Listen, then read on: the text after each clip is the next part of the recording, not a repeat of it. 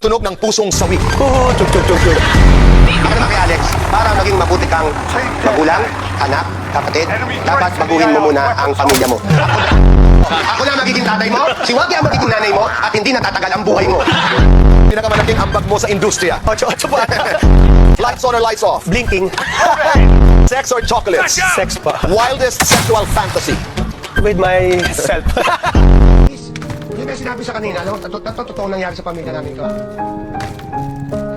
Yung siyang aswang siya, ang nanay ko dati, talagang pinatawag ko sa sa'yo, ba't sinasabing aswang kayo? Ano mo, niyakap lang niya ako na naipit. Tapos naiyak siya. Tapos lumipad na siya. Si Muhammad. Bakit? Number 2. Bakit? Meron akong pinsan, taga Palabod.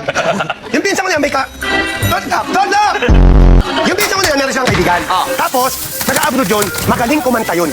Nung minsan, naliligo yun sa bahay nila, may nag-away na dalawang lasing. Napalabas siya, inabot siya ng lasing. Kasi hindi na siya nakita ng mga magulang nyo! Itong katanungan ko, hindi mo alam kung kanino ko ibabato. Pero magugulat ka na lang na sa kanya pala yung tanong na yun. Maestro, maestro. Salto ka ba? Tingin ko, singer yan. Amin niya yung kaklase ko sa tenement si Diosdado Clado. Okay. Si Diosdado Clado, singer yon, matalino pa. Okay. Nung minsan, nakasakay ko siya sa nabotas, nandun siya nasa jeep. Wala siyang... Brief. Wala siyang brief.